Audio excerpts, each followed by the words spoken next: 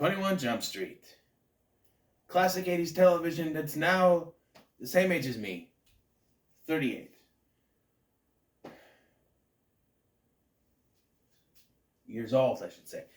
But yeah, I'm going to start this review off with a quote from Jeremy Jahns, where he said, if you're a hardcore 21 Jump Street fan and you want to see 21 Jump Street on the big screen, you're probably not going to like this movie. And as a fan of the show, I kind of don't. I'll explain, but it's not a bad movie. I just feel like it's too cliche. Like, whoever wrote this said, let's fill it with every buddy cop cliche we can find. The over angry, superior guy in command, superior officer, check. The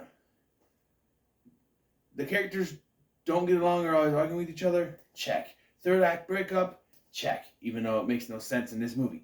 Everything in buddy cop movie, we throw it in here. The problem is that's not what 21 Jump Street was. 21 Jump Street was a police procedural about young cops going undercover in schools to stop crime. And this is one of those movies that took serious TV shows like Dukes of Hazzard and Starsky and Hutch, and there was one more I just did one. What was it? The Chips was another one, and they take those and they make them comedies, rated R comedies. And before you wag your finger about Dukes of Hazzard, that was PG-13. There's an unrated cut, which is actually an R-rated cut because the studio cut it down from an R to a PG-13. Every time a movie comes out and there's an unrated cut, it's either it's too much for an R, like an X or NC-17, and they release an R-rated version, or it's a PG-13 version and they cut it like Megan, Rodriguez, stuff like that. But yeah, they take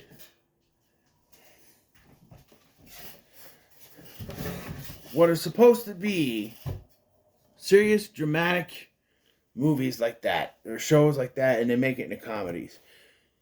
And for me, the worst part of this movie was the comedy stuff. There was some stuff I laughed at, but it's just, there are jokes that kind of make no sense.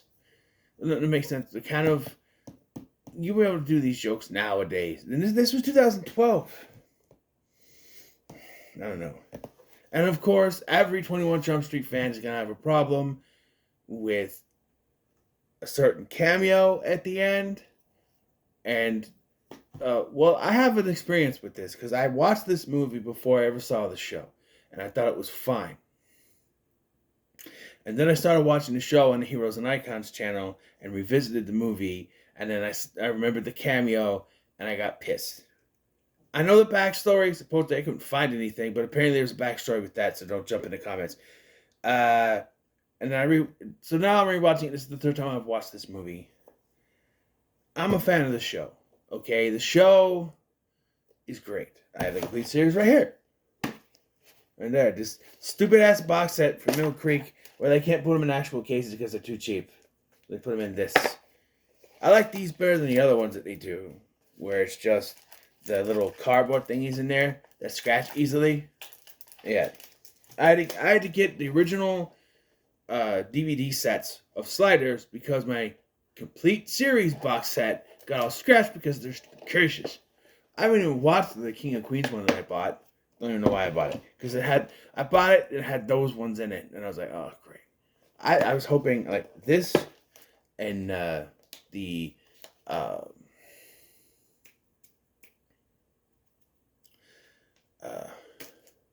That 70s Show DVD box that I have these. I had to make custom ones for other ones. But anyway, the movie follows Morton Schmidt and Craig Jenko. A nod to the series. Original captain of the original series was named Richard Jenko, played by Frederick Forrest. The character was killed off halfway through season One, because the producers thought the character was too laid back, so they brought in Stephen Williams to play the hard ass captain. That, which is, I guess, is what Ice Cube was trying to do in this movie, but he goes way too much into it. I was almost waiting for him to be like the one in Last Action Hero, where he starts going, and the smoke comes out of his ears, because at a certain point he gets so angry that I was waiting for that to happen, because yeah, it's almost a caricature. And that's the problem with the comedy, is it feels like they're leaning too much into the, hey, we know this is a buddy cop comedy, wink and nod stuff. Like, there's a scene where they shoot at a car that doesn't explode. Like, I thought it was going to explode. I'm like, ha, yeah, you put out the obvious. That it wouldn't actually do that. Good for you! Good for you! You pointed out the obvious. That in real life it wouldn't do that. But when you have something like Last Action Hero who did it better, and this is supposed to be not even that, because there's few and far between with those kind of jokes, but still. So like I said, we have Morton Schmidt, played by Jonah Hill, and Craig Jenko, played by Channing Tatum, who are both in their 30s at this point. We'll get to that. Because the whole... the wink and nod stuff, they get to, you look like you're 40. Good. Put out the obvious again. The whole point of the original show was that they got away with it and nobody pointed it out, because they were that good at being undercover. When you have characters pointing out that they look older than they should be, but then nothing happens, it's just to break the fourth wall and point it out and try to be funny, which it's not. So they're police officers who arrest a gang for having drugs, but then have to let the gang go, or not a gang, just one of the guys, Domingo. Not that Domingo. It's DeRay Davis. The cast in this was surprising to me, because I was just like, every time one of these popped up, what, really? They're in this? Yeah. DeRay Davis is not one of those, but I was like, DeRay Davis. You may recognize him as Spooner from the Fog remake, or not. He was also in Nick Cannon's Wild 'N Out, which is probably where we recognize him for more. But they arrest him, but then have to let him go. And if there's any cops out there, or someone who knows police procedure, you have to tell me this is bullshit, because I've seen it in a few things. But they arrest this guy with evidence, drug evidence, paraphernalia, yes, cocaine. They arrest this guy with cocaine, but have to let him go because they didn't read his Miranda rights. Read him his Miranda rights. And I'm like, I know there was something else I watched that did that too, and I'm like, that can't be a real procedure. That can't be a real thing. They have this guy dead to rights with cocaine. That's possession. They have him for possession of cocaine. Dead to rights. And they're just going to let him off the hook. Slap on the wrist. That's what that was. Because his Miranda rights weren't read to him. That's gotta be bullshit. That's gotta be something they made up for the movies. Because, spoiler alert, this same gang plays into what's going on in this at this high school that they go undercover at. And to me, it's really not necessary to have this opening. Because, first of all, this whole opening montage of sorts is completely unnecessary. We don't need to know. I mean, because they play on the joke. So, the movie starts in 2005, and the joke is that Jonah Hill is dressed like Eminem. In 2005, when I would say like 99 and early 2000s would be when people would be dressing like Eminem, but I guess that's the point because they make fun of him for it. In 2005, okay, and then you have Channing Tatum, and I'm sorry, but they look more like police officers pretending to be cops in the opening of this than they do for the entirety of the rest of the movie, because they got Jonah Hill dressed like Slim Shady. My words are messed up today. And Channing Tatum with this very bad long hair wig and a Letterman's jacket, and I go, they look more like undercover cops here than they. Because when they put on their actual clothes, they go undercover. I'm like, they look more like undercover cops in the beginning of this than they do here. And then I get that's the point. But like, the wardrobe should have done better in the opening. Then I don't know. And the thing is that though, Janko Channing Tatum is the more popular one, and um, Jonah Hill is the nerd, and yeah, and then they both end up going to the police academy for some reason, and they both become cops, and like, oh, this is gonna be so good, we're gonna be fucking badass, and you just wait for the punchline to be, oh, they're like be cops or something, and yeah, they're going around on bicycles, and yeah, they're, and then like I said, they come across that gang with the drugs, and like. My question about these drug dealers is, that these cops patrol the place. Why are you just standing around smoking weed? But I also like that in 2005 they even realized that weed was not that bad of a drug, because they're like, when they find the cocaine, like, it's drugs, real drugs, and I'm like the weed doesn't matter because the cocaine is the real hard drug. So yeah, and like I said, they get in trouble by Nick Offerman.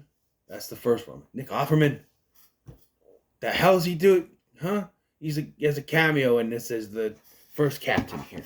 And they get sent to Jump Street for, there's really no reason to send him there. It's like, if they had arrested him and it went through, that would make sense. But they fucked up. So it's basically just to get him out of their hair, is what it is. And they get there, and we see Dakota Johnson is there. And I went, Dakota Johnson? What? She's part of another undercover crew, which is not how it worked in the original, I don't think. Well, maybe they did have more than one, but usually it was just one crew that wanted to cover in the same high school. And I think the problem is that they only have these two schmucks to go undercover. Like, you should have had a team of four. Like him, like them, plus Dakota Johnson, plus one more going undercover. Like, if she went undercover as a cheerleader, and like, they have a weird thing with Janko where he doesn't have a love interest. Like, Ellie Kemper plays a teacher who has the hots for him, and that's a no joke nowadays. 13 years later, that's a no joke. There's no way you'd be able to get away with that. She's a teacher. She keeps saying that he's hot throughout the entire movie. And the joke that's supposed to be is that she thinks it's wrong because he's a student, but they're actually the same age in real life. Ha ha ha ha ha ha ha. Are you laughing yet?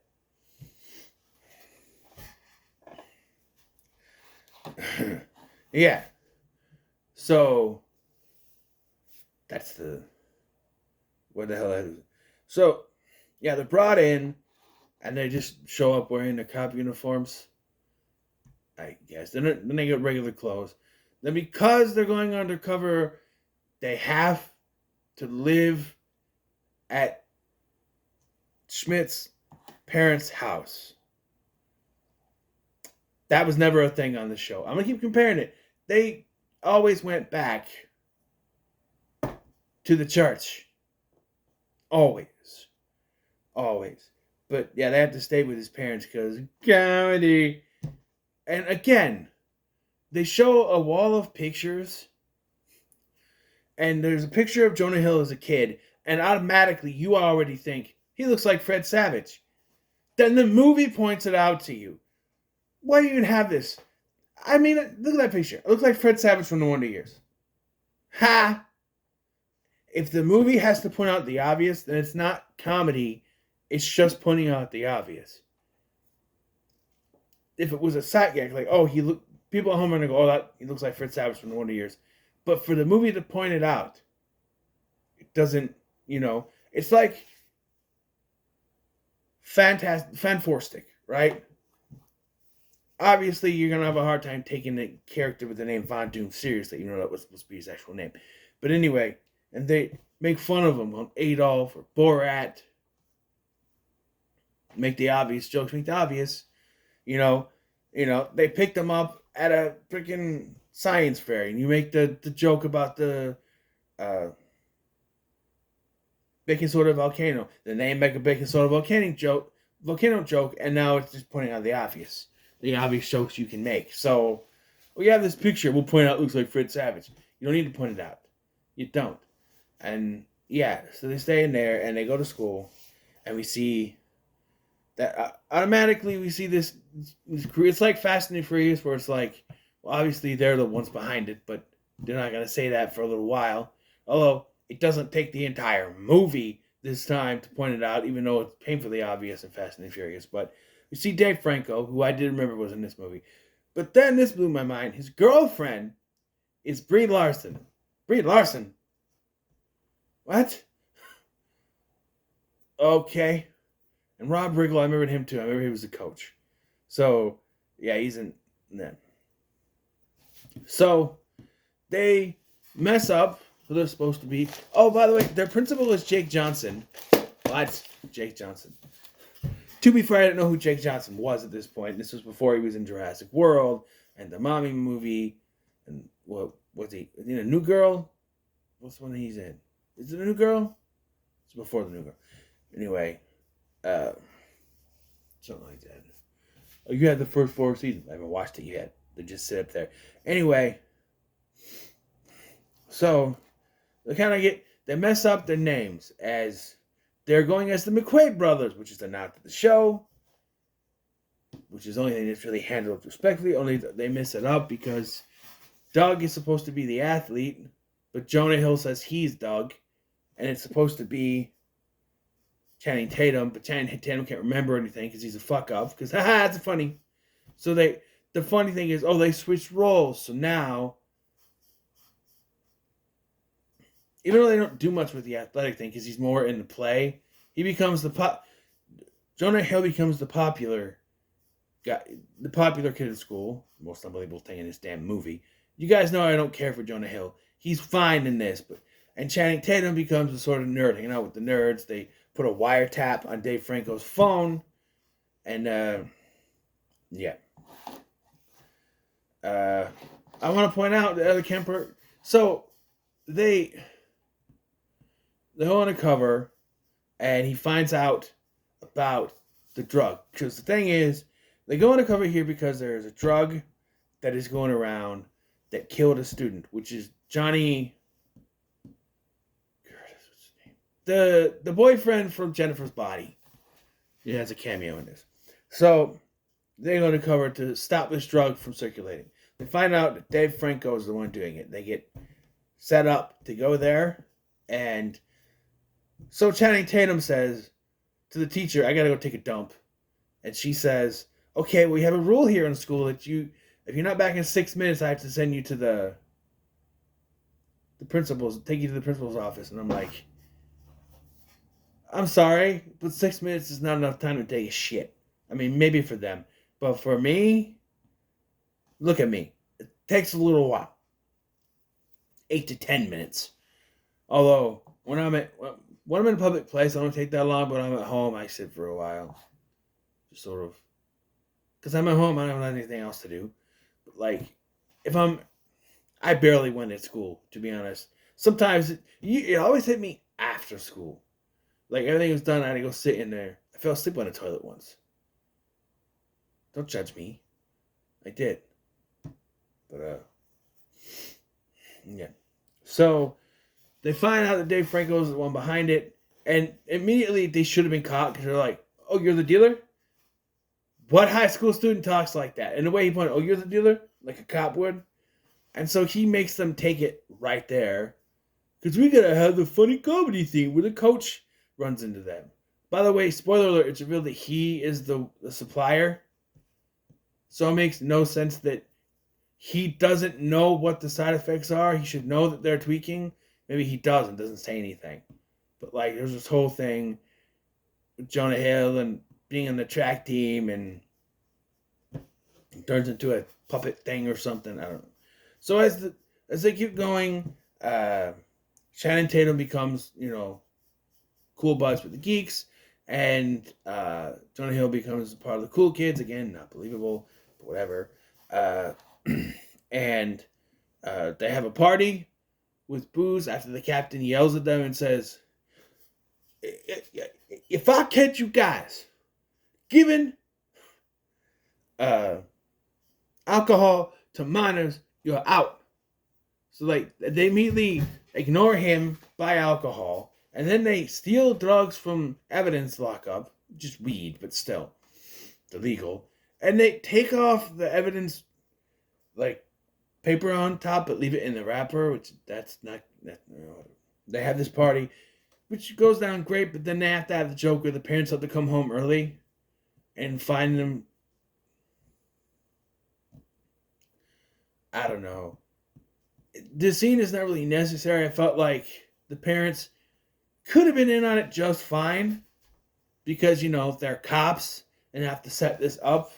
So I don't understand why they have to act like teenagers not telling their parents. They're two grown-ass adults who are police officers who should say, hey, we have to host a party here as part of the case. So you need to go somewhere and not come back until it's done. We'll let you know. Or even stay at a hotel overnight or something. I don't understand why they had to do it like it was a actual high school party and complete with them getting yelled at and being in trouble and have to do chores, which I don't know. No, I didn't understand it. So because of the wiretap, Jenko overhears Jonah Hill bad mouthing him, and he gets all pissed and I'm like, don't do a breakup thing. Well, I don't do that yet. But eventually they hear about something about a pinata, where the Jenko does. So they track down this pinata, and it turns out that the pinata is the drugs. And it was the gang from the beginning who is circulating the drugs, which, okay, sure. But then I'm sitting here going, well, that's the only reason why the guy was let go. Because they needed to have this twist. They needed to have him back for this twist. Why do we even need that scene at the beginning of them doing it? They could have had another scene where they actually got their first arrest and thought, oh, it should be, I should recommend it. Because I'm having a hard time believing that them. The only thing I think of is they were to keep out of the captain's hair. So, yeah, and there's a car chase and that. Oh, there is a cameo because when they go to leave for the first day of school, they have Jenko's hatchback and say that's not going to be enough. So they go to the where the cars are locked up. I forgot what it's called, the impound lot, and we get a cameo from Holly Robinson Peete as Judy Hoffs, character from the show, which puts this in continuity with the show, as do two other cameos later in the movie. They do actually mention at the beginning that they are bringing back an old program from the 80s and sub that everyone's doing now, and it's kind of getting, again, wink, wink, not to the audience, stop doing that. That used to be the only wink and nod, though, that I did kind of go, okay. Okay, that's kind of funny. Yeah. So, after this whole thing,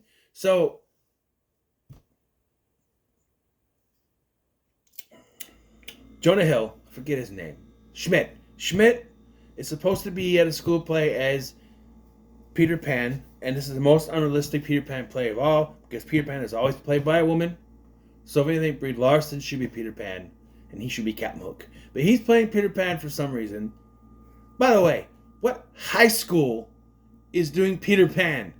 That's like elementary school stuff. They could come up with something else, like Macbeth or Romeo and Juliet, but no. But because Schmidt is out with Jenko trying to catch the bad guys, they have someone come in to be his understudy, and that's Spencer Boldman from Lab Rats.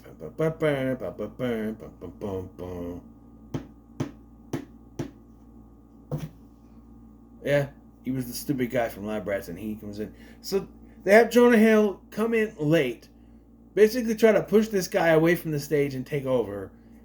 For some reason, Channing Tatum then swoops in on a thing and attacks Jonah Hill for no reason other for them to get expelled. And I'm sorry, but this is not an expulsion level thing.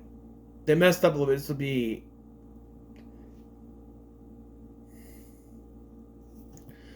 suspension maybe, but I guess the unrealistic principal played by Jake, I forgot his name, Gyllenhaal, played by the guy from The Mummy 2017, did say earlier that, oh, you messed up once and then after that you're just expelled. And I'm like, no, it's always a 3-strike rule, and you don't just expel like that. Like, there has to be a suspension thing too. You can't just, and this is not really an expulsion. Blowing off the school or something isn't an expulsion level thing. Messing up a play, that's suspension.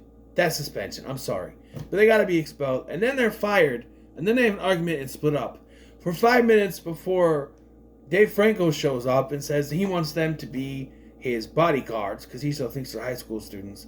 And then they got to go to the prom with him as bodyguards, which they wouldn't be let back in because they're expelled. Somehow they're able to go into the building with them, and it makes no sense.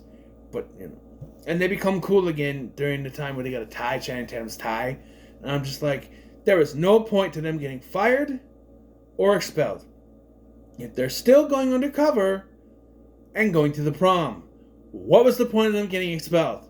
It's to have a third act breakup, but it only lasts 5 minutes. What's the point of the third act breakup? It's only there to be a cliche.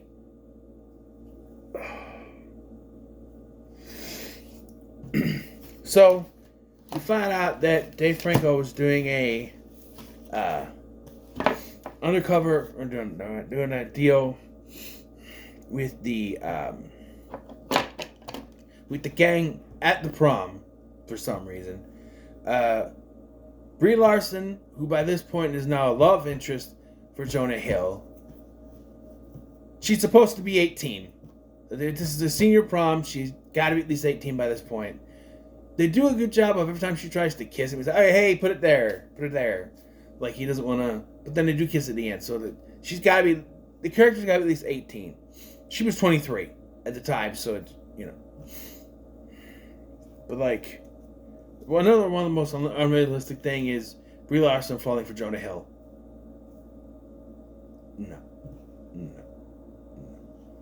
It's like in Get Him to the Greek. He's married to what's her face? Someone who's very hot. I mean, I like a movie where we have to believe that Jason Segel can get with Mila Kunis, so it's getting kind of hard to believe things are going to get better. No, I've been drowning too long to think the tide's going to turn.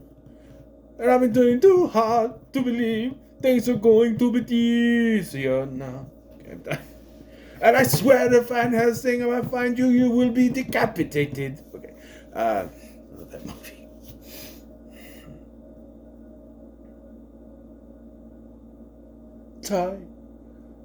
Die.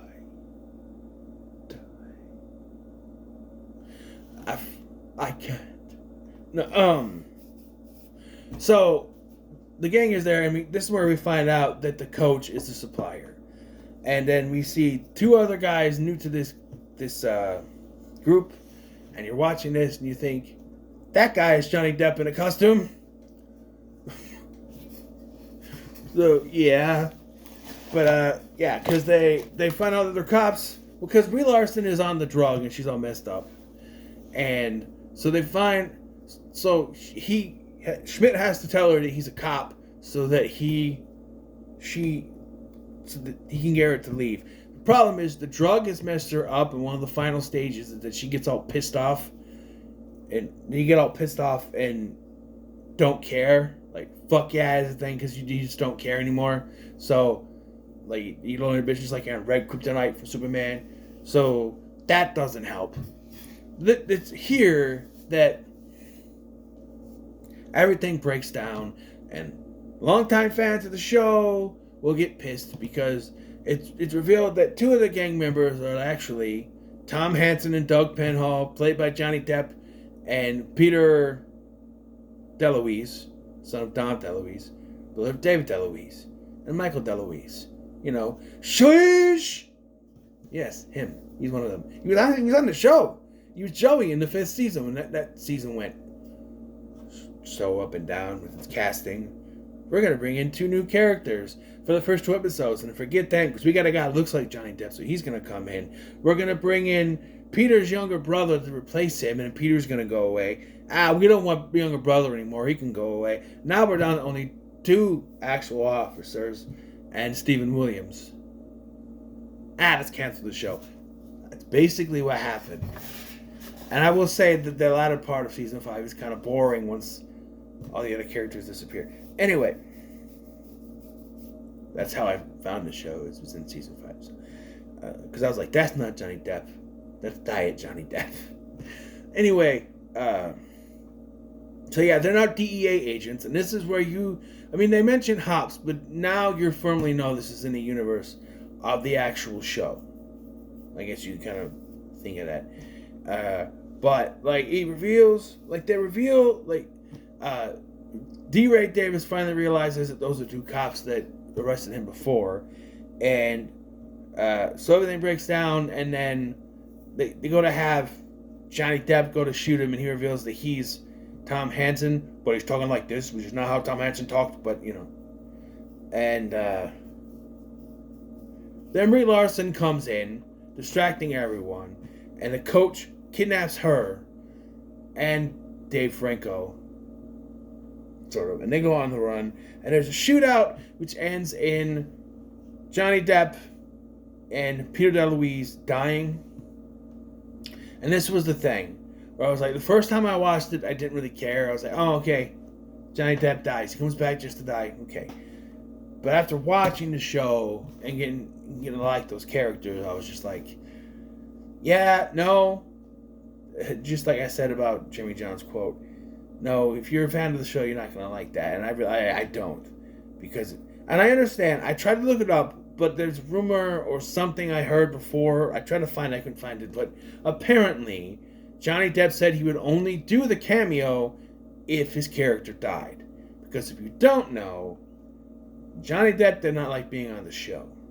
See, well, I guess he was fine with being on the show, but he didn't like the attention that he got from it. He became a teen heartthrob. He didn't care for that. He tried to get off the show for a few years, but he was signed up for like a 4-season contract. Once season 4 was gone, he was too. So was another guy. The guy who played Aoki, he was gone. And then halfway through season 5, like I said, Penhall leaves. So the only original character left from the first season, the first original character, I'm not counting Stephen Williams because he showed up halfway through, but the only original cast member left was Holly Robinson Peete. I was surprised there was no Booker cameo. I remember seeing a clip. That's probably from the second one. So maybe he's in the second one. Richard Grieco? Like Night of Roxbury? Richard Grieco from 21 Jump Street? But, yeah. So they die, and then our main characters save the day. And yeah, if you didn't know the supposed behind-the-scenes thing, you'd be like, wait, so they killed off the 2 actual characters we should care about for these 2 schmuck fuckers to get to be the ones that save the day? It is kind of a big middle finger to the show, where it's like, hey, remember those guys from the show who did all that stuff and did all the good stuff and saved the day all those times? Fuck them. These are the new main characters now. That's what it seems like. But no, it comes down to the car chase, and then Schmidt has him at gunpoint, and it's a callback to earlier when he couldn't fire the gun, but he does now. But he shoots Rob Riggle on the dick. He shoots it off.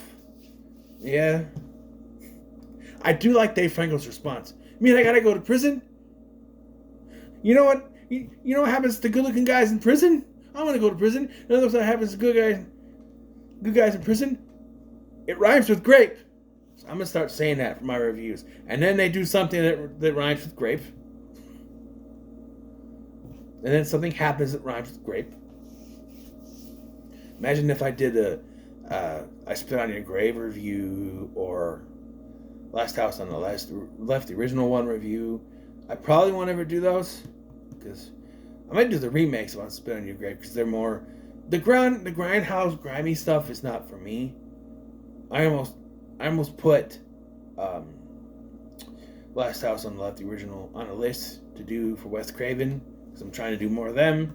But and they read him his rights, so they can arrest him, I guess. And then they come back, and Channing Tatum kisses Dakota Johnson. I don't know why. There was nothing between them. If she was actually part of the team, the whole movie she's basically bragging how they're getting all these cases done and they're still on their first case.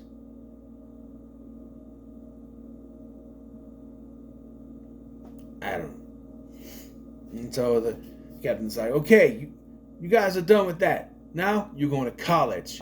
And Jonah Hill's like, yeah. Jacob's like, fuck no. Or no. Or fuck. I think he's just fuck. And so, yeah, that sets up the sequel where they do go to college. But, like, it's not the same thing, because it's actually, they don't actually make it take place right after this. For some reason, they actually acknowledge the 2-year time gap, which doesn't make sense considering they're supposed to be younger. But I wonder if they do more obvious jokes, pointing, winking to the, I don't know. And during the credits, we see that Janko did hook up with Ellie Kemper, I guess. And we hear a very bad remix of the theme song. It says 21 Jump Street theme. Like, oh, yeah, here we go. And then there's like a rap. And they add just little bits and pieces of the theme song. Holly Robinson Pete, who actually sang the original theme song, was in this movie. And you have the balls, the Kajanis, to ruin the theme song that she was perfect in, with this stupid revamped version that is so terrible.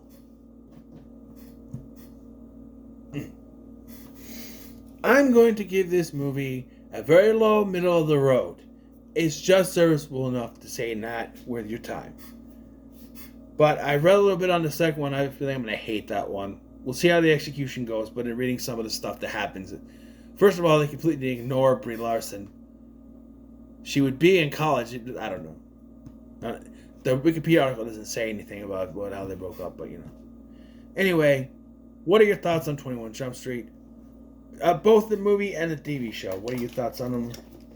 Let me know in the comments. Let me share, like, share, and subscribe. Thank you for watching. I'm Sky, and I'll see you in the next one.